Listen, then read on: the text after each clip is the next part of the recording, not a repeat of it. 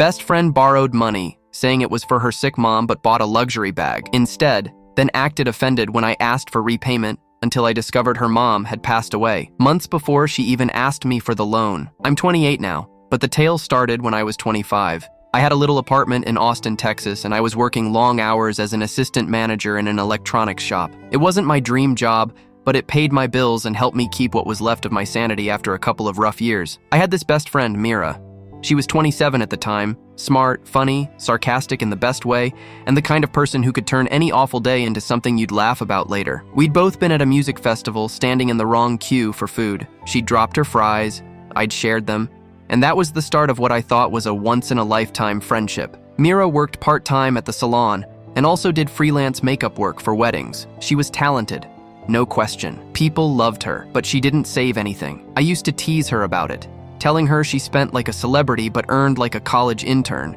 She'd just laugh and say, "Money's meant to flow, not to stagnate." I had no clue how true that would turn out to be. It was a Friday night, and I was home, half asleep on the sofa, when Mira called. Her voice was shaking, urgent. She said her mom had gotten terribly sick, a thing about an infection spreading fast. She explained to me that she needed to pay for hospital tests immediately, but had no funds available at the time. She asked if I could send her bought-in $200. It was not loose change to me, but she was so scared, so desperate, that I did not even think twice. I simply said, "Sure, of course, give me your account number." The next morning I transferred the money. She texted me a long message about how grateful she was, how I'd saved her family, how she'd never forget it. Reading it made me feel proud of being there for her. We'd always been there for each other, so it felt like a natural extension of that trust.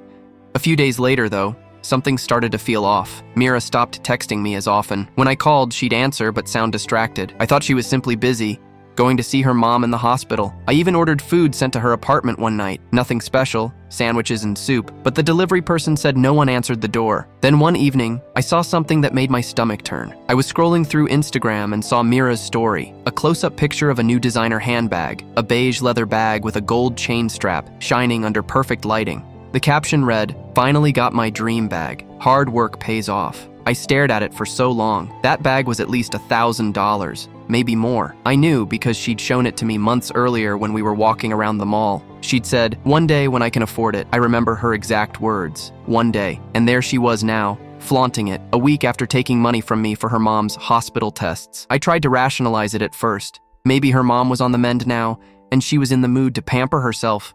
Or maybe she'd found a deal. But something about the timing didn't sit right. Something inside me told me don't dismiss it. 2 days went by and I called her. She picked up on the second ring, as lively as ever. I tried to sound casual and asked how her mom was. She paused a fraction of a second too long before responding, "Oh yeah, she's getting better. We're waiting to hear about more tests." I could hear background noise, music, and voices. She said she was out running errands. I didn't say anything about the bag. Not yet. That nagging feeling continued to grow over the course of the next week. I'd lie awake at night replaying her tone, her pauses, the way she avoided the topic of her mom altogether. So I finally brought it up with her. We met for coffee on a Sunday morning at a small cafe near my home. She showed up late, wearing sunglasses even though it was overcast outside. When she took them off, I noticed that her makeup was flawless. Perfect foundation, glossy lips, just styled hair. She was looking good. Too good to be someone who was supposedly nursing a sick mother. I chatted for a bit, then just came out with it. "Mira, did your mom get better? You haven't been saying much about her." She smiled, looked down at her cup, then said, "Yeah, she's stable now. We're waiting on a few things, but she's okay." Something in the way she said it didn't sound right, so I inquired, trying to keep my cool, "And you were capable of paying the hospital bills?" "Yeah," she responded quickly. "I mean, it wasn't as bad as we figured." I nodded, pretending acceptance, then said, "I saw your posting. The bag is pretty." Her face froze for a second. Only a second, but I caught it. Then she laughed and said, "Oh, that? It's counterfeit, just a knockoff. You know me, I couldn't afford the genuine article." I wish I could have believed her, I really did. But something in the moment, the way her eyes avoided meeting mine, the way her voice broke ever so slightly, told me that I was being lied to. Things were different between us after that cup of coffee. She started avoiding me altogether. My calls weren't returned. My messages were still on read. I said I would let it go. Maybe she needed space, but I knew in my heart that I'd been used. 2 months passed before I heard from her again. She texted out of the blue, "Hey, can we talk? Please." When we met, she looked different. Tired, thinner, eyes red. She didn't even order coffee. She just said, "I know I owe you. I'll pay you back soon, I promise." I said, "Mira, it's not just the money. It's the lie. I asked you straight to your face and you lied to me." She started crying. People around us turned. She whispered, "You don't understand. I was desperate." I asked, "Desperate for what? A designer handbag?" She did not answer. She merely blotched her tears and muttered, "I don't want to talk about it now." And with that, she stood and walked away. I sat for a long time, staring at the empty chair across from me, trying to figure out what had happened. I was ready to be angry, but mostly I just felt hollow. It wasn't until weeks later that I learned the truth, purely by chance, and it ruined what was left of our friendship. 3 weeks or so following that last meeting, I was working when the store was visited by an elderly woman. She looked vaguely familiar, but I couldn't quite place her at first. She was polite, said that she was looking for a charger for her daughter's phone. While I was scanning the shelves, she said to me, "You're Mira's friend, aren't you? I've noticed you with her a few times at the farmer's market." And that's when it hit me. This was Mrs. Jenkins, Mira's neighbor. I remembered her from the occasions I'd driven Mira home to her building. I smiled and said, "Yeah, I know Mira. Haven't seen her in a while, though. How's her mom doing now?" The woman stared at me with this confused look. "Her mom? Honey, Mira's mom passed away months ago, didn't you know?" I stood still. "Wait, what?" "Yes," she said softly. "Cancer. It was quick. Poor thing took it hard. That was in April. April." My head started spinning. That meant Mira had approached me for the loan in June, 2 whole months after her mother had died. I remember nodding, pretending to understand, but seething internally. My face must have changed because Mrs. Jenkins grew uncomfortable and said, "Oh dear, you didn't know." I shouldn't have spoken. I just sort of mumbled something like, "It's all right," and checked her out. But after she left, I went into the back room, sat down on a stool, and just looked at the floor. I felt sick. I replayed every conversation, every message, every tear-filled message she'd written about her sick mom. She'd lied so easily, so convincingly. And for what? I didn't sleep that night. I opened my messages with her and scrolled all the way back to the day that she'd asked me for the money. She'd told me her mom was in the hospital, sent pictures of a hospital hallway. I viewed those photos now, enlarged, and they were cropped, random pictures, probably taken off the internet. The fluorescent lighting, the lack of signage, it was all neutral. I felt stupid, embarrassed actually. The next morning I knew I had to challenge her. Not through text, not on the phone. I had to see her face. I visited her apartment around noon. She didn't answer my knock, so I went around to the back where her balcony overlooked the parking lot. The curtains were open. I could see her inside at her dining table looking through her phone. I tapped on the glass. She jumped, looked up, and then rolled her eyes before getting up to unlock the door. "Seriously, Evan?" she said. "You can't just show up here like this." I moved in. "Why didn't you tell me your mom died?" Her expression changed instantly. She looked as if she had been punched. "Who told you that?" "Your neighbor," I said. "She said it was in April." Mira looked down, her fingers intertwining. "I was going to tell you," she whispered. "When? After the next fake hospital bill? Or after you bought the other bag?" Her head snapped up. "You don't know." "No, I do," I interrupted. "You lied to me. You said she was sick, that you needed money for her treatment. I gave you everything I could. You lied to me, eye to eye." She started to cry, softly at first, then sobbing. "I didn't know what else to do," she said. "I was drowning. Rent was late. My credit card was maxed out. I couldn't breathe. I saw that bag and it was stupid. But I thought if I looked good, I'd be fine again. Maybe people would think I had it together." I didn't say anything. "I couldn't tell you about my mom," she said, voice cracking. "I didn't want you to see how bad I'd fallen apart. They all thought I'd go on, be normal, but I was empty, Evan, completely empty. The money wasn't about her. It was about me not pretending to fall apart." Her words hurt more than I admitted. I had to stay angry, but I couldn't. I knew what it was to have your pain hidden, to have to be okay when you're not. Still, the betrayal hurt. "So you lied to me to save face?" I asked. She nodded, tears streaming down her face. "I'm sorry. I'm so sorry. I know sorry doesn't make it better, but I didn't know how to ask for help without lying. I just stood there. Every part of me wanted to believe she meant it, that she really was sorry. But I'd seen this side of Mira before, how she could turn a negotiation so that she was the victim. I'd seen her charm her way out of unpaid rent, late fees, even fights with friends. She always had some tale that made people forgive her. "I can't do this anymore," I said finally. "I can't trust you." She leaned in closer. Please don't leave me like everyone else did. I shook my head. You left me first when you decided to lie. And I simply walked out. I disregarded her messages for a couple of days after that. She sent long apologies, voice messages sobbing, even pictures of her mom back when she was still alive, maybe to gain sympathy from me. I did not react to any of it. I said to myself I was done, but being done with someone and not caring anymore are different things. I still couldn't stop thinking about her all the time. Every time my phone buzzed, I half hoped it would be her. Every time I passed that cafe where we met, my chest tightened. One night, about a month later, I saw her name appear on my screen again. The message just said, "I need to talk to you. Please." I stared at it for 10 minutes before I finally replied with, "About what?" She said, "About everything. Come over." There was something different in her voice this time. Not manipulative, just tired. So despite my better judgment, I went. When I got there, she was on the floor amidst boxes. Old photos, clothes, diaries. Her eyes were puffy. She said, "I'm moving back to my dad's. I can no longer pay rent." I did not say anything at first. She handed me an envelope. There was $600 in it. "It's half," she said. "I'll send the rest soon." I looked at her. "You do not have to do that." "I do," she said quietly. "You were my one real friend, and I broke that. I cannot fix it, but I can pay what I owe." For the first time, I saw her without the makeup, the bluster, the social mask. Just Mira. Tired, broken, and painfully human. We talked for hours that night, about her mom, her regrets, her guilt, about how easy it is to lose yourself when grief gets entangled with pride. I listened, not because I was ready to forgive, but because I finally saw the burden she was carrying. When I was leaving, she embraced me and whispered, "Thank you for visiting." That was the last time I personally saw her. 2 months passed since that night. I thought that was it. No more messages, no surprise calls. Complete silence.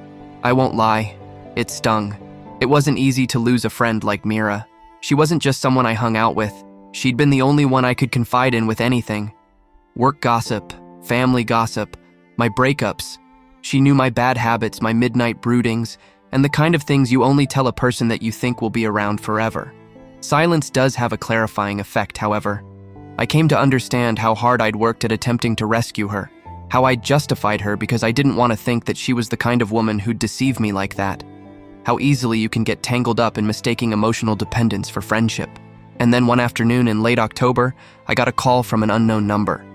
I answered because I did it out of habit. It was my Mira's father. I didn't know how he had gotten my number. His voice was heavy but firm. "Of course, Evan. This is Richard. I'm Mira's father." "Yeah, I remember you," I replied quietly. "I thought you should know. Mira's in the hospital." My chest tightened. What happened? She tried to take too many pills. She's fine now, but the doctor said it was close. I read your name in her phone and thought you might want to know. My voice would not come out for a moment. I could not breathe. My throat went dry. I asked him which hospital, and he replied. I said that I would drop by. When I got there, she was asleep. Her complexion was pale, hair mussed, an IV strapped to her arm. She was smaller than I remembered. Her father sat beside her bed, exhausted. He informed her that she'd been struggling for months, couldn't work steadily, sold almost everything, wouldn't speak to anyone. She'd been in arrears, and apparently had left a note expressing sorrow for the lies that ruined everything. That broke me a little. I'd have been angry, sure, but I didn't want her gone. I sat next to her bed and just looked at her hand resting on the blanket. I remembered how she'd sweep her hands around whenever she was talking, how she'd laugh so much that others glanced about in cafes. She was quiet now, fragile. When she opened her eyes, they wandered slowly until they landed on me. For a moment, she was afraid. Then she said in a whisper, "You came." "Yes," I whispered. "I did, of course." She tried to smile. "You shouldn't have," I said. "I know. But I did." We sat quietly for a while. No talk, just the sound of the monitor and the soft hum of machines. Then she said, "I didn't mean to hurt you, Evan. I just didn't know how to get out of the lie once I was in it. Every time I thought about telling you the truth, I went berserk. I did not want to see you look at how pathetic I had turned into." I told her, "You weren't pathetic. You were grieving. But you made choices, Mira. Choices that harmed people who cared for you." She nodded, sobbing. I know. I hate myself for it. I told her hating herself would not do her any good. What she needed was to own up and start afresh. She spoke quietly. I don't even know where to start. I looked at her and said to her, start by living. A few days later, she was discharged. I helped her dad move her things into a small guest room in his house. He thanked me, said he didn't know what else to do for her. I said to him, just be patient. The next few weeks, Mira and I talked again, tentatively. Hesitantly. Nothing as before, but something real started to emerge once more. She was not the same, more subdued, quieter. She worked at a local bookstore. She told me she liked the quietness, the smell of the pages, the rhythm of quiet labor. She explained that it was the first time in a long time that she didn't feel as though she were playing a role. One evening, she called me while she was driving home. Guess what? She said. I finally paid off the balance of what I owed you. I laughed. You really didn't have to, I said. I wasn't keeping score. I know, she replied, but I did. For myself, in an effort to close that chapter. She sent the rest of the money, another $600, and I remember having this weird mix of relief and sadness. Relief that she was trying, sadness that it had taken such pain to get there. For the first time in a long time, I thought maybe everything would be okay. One December morning, however, her father called again. His voice shook. Evan, she's gone. I remember lying in bed half asleep. Gone where? He didn't reply right away. He then stated, she didn't awaken. Heart failure, they said. The pills had destroyed her system. They think it was too much for her body. I didn't reply. My brain couldn't process. It seemed my ears didn't want to hear what they were telling me. I visited her dad's place that day. He hugged me as a son is hugged by a father. He said that she'd been getting better, laughing again, talking about maybe going to school next year. She'd even been visiting her mother's grave the next weekend. And then, just like that, she was gone. There were barely any attendees at her funeral. Her dad, a few co-workers from the bookstore, and me. I stood in front of her photo, that same smile I had gazed at for years, and thought about how many levels she had, how complicated she was, how she'd lied, of course, but how much pain had prompted those lies to begin with. Her dad gave me a small box after the funeral. He told me, she wanted you to have this. It contained that same expensive purse, the one she'd bought on my dime. It appeared to be still in its original packaging. There was a note folded with those words. I held onto it as a reminder of whom I no longer wished to be. Maybe now, it can remind you to forgive me. I simply stared at it. That bag had been the focal point of it all. The lie, the betrayal, the start of the end. And now it was in my lap like some strange, distorted apology. I did not keep it. I couldn't. I donated it to a women's shelter the next day, but I kept the note. It sits in a drawer in my apartment, crumpled and worn. It reminds me whenever I look at it of how easy you are to break up over the smile, of how sadness warps you, gets you to do things you swore you never would. Mira wasn't evil. She was human, flawed, scared, and sometimes selfish, but human. And I guess I'm still trying to learn to forgive her. After Mira died, life was strangely hollow. Her loss was like an unplaceable puzzle piece that I couldn't even imagine where it belonged. I went back to work, to my apartment, to the routine that had fostered me previously, but everything was smaller, quieter. Individuals inquired about how I was doing, and I'd say, I'm fine, but I wasn't. I couldn't help but consider the last few months with her. How someone might transform a friendship into heartache so quietly that you don't notice it until you're sitting in an empty chair wondering what went on. I started considering how she'd lied. Initially, it was easy to call her selfish, manipulative, dishonest. But looking back, I knew she'd been drowning a long time before she ever asked me for that money. Her mother's death hadn't destroyed her. It had laid open all that was vulnerable in her. And when human beings are vulnerable, they do strange, complicated things to survive. I wasn't excusing her actions, but understanding them made me look at her with a clearer, more heartbreaking light. Weeks later, I was reading her past messages. I hadn't planned to, I just wanted to hear her voice again, in a way. Reading them through, I caught little things that I'd missed the first time. The fact that she loved her dog even when she was broke. The way she bragged about a successful performance at the workplace even when nobody else did. How she had giggled at silly jokes at 2 a.m. and made me feel like the world did have a pulse. She wasn't perfect. She was imperfect. But those messages recalled why I had loved so hard in the first place. Her dad invited me over for a small dinner party on the anniversary of her passing, just a few family friends. I declined, but attended. The house had her scent on it. Coffee, vanilla candles, and a faintly booky odor. I sat there and watched people tell stories about her. The stupid, the humiliating, the endearing ones that made her come alive for all of us in the room. It was hard not to cry. I knew I hadn't yet allowed myself to actually grieve. Not yet. Not while I was still mad at her.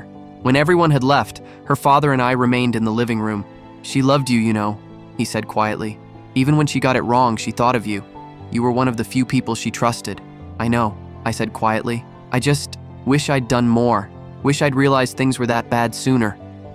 You did what you could. You were there when it mattered, he said. Sometimes that is enough. I nodded, but deep within, the hurt did not stop. I continued to think about the bag, the act of her lie, her pain, and finally, her apology. It made me think about forgiveness, not just for her, but for myself too. How long can anger and betrayal hang on you before it turns into bitterness? I figured I'd held it long enough. I started writing her letters.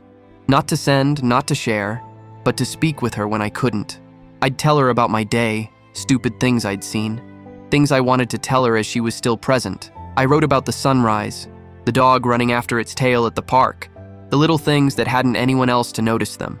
Writing enabled me to let go, step by step, of the pain, the anger, and the guilt. A few months after that, on a still Saturday afternoon, I walked past a secondhand shop and there was a woman with a beige bag. It looked too much like Mira's. I stood still. She noticed me staring at her and smiled hesitantly. I then realized that the bag was not the problem. The bag was never materialistic. It was control, the delusion that she could keep her failure and sadness at bay like the world required. And the real lesson I took away? People are complicated, grief is complicated, friendships are complicated. And sometimes you heal by recognizing that, accepting that, and by just moving on with what you've learned. I still think of her, a lot, not with the searing bite of betrayal, but with a dull ache that remembers, both the good and bad. I remember her laughter, how she could turn a dull night exciting, her tears, the genuineness that lay behind heaps of lies. I remember realizing that even the one you think you know completely can surprise you with their darkness and light. Sometimes I question whether I would do it all over again. I'd lend her the money, trust her once more, confront her sooner. But I realized that life is not about maybes. Life is about what you experience, choices you make, and how you respond to the consequences. I cannot turn back what occurred, but I can cling to the fact that I loved, that I attempted, and that I forgave, even when it was the most difficult thing to do. I have held on to the letter she wrote and left with me in the bag. I read it occasionally when I need a perspective, a reminder that people are complex, fragile, and prone to mistakes that do not sum up their entire existence. I've learned that trust, once broken, doesn't have to vanish completely. It can change shape, become something quieter, more cautious, but still real. Her story changed me. It made me see the depth of human vulnerability, the ways grief can distort honesty, the ways love can coexist with disappointment. I think of it when I see people who lie, who use pain as a reason, who hurt. I think of empathy now, patience, the secret battles we all wage. Mira's life and her choices taught me more about human beings than I could have dreamed. I still speak to her father. We share news of small things she would have liked, the readings at the bookstore, new tunes that we discovered, small victories in life that she would have celebrated. Talking about her makes me feel grounded, as a string from the past to the present, delicate but unbroken. And other times, late at night, alone in my apartment, I consider all the things I'd tell her if she were present. I'd tell her I forgive her. I'd tell her I understand. I'd tell her despite the terrible choices she made, she was loved incredibly. And love never dies even when she does. Life continued. Friends got new jobs, new cities, new girlfriends. I moved to a bigger apartment, got promoted, learned to cook some dishes without setting the kitchen on fire. But Mira's story, the falsehoods, the deception, the tragedy, the forgiveness, is still with me, not as a weight, but as a lesson. I still remember her whenever I observe someone in distress, whenever I observe a friend in pain, whenever I consider giving someone the benefit of the doubt. Her life and choices taught me that truth is not always simple, people are not always honest, and pity is more valuable than judgment.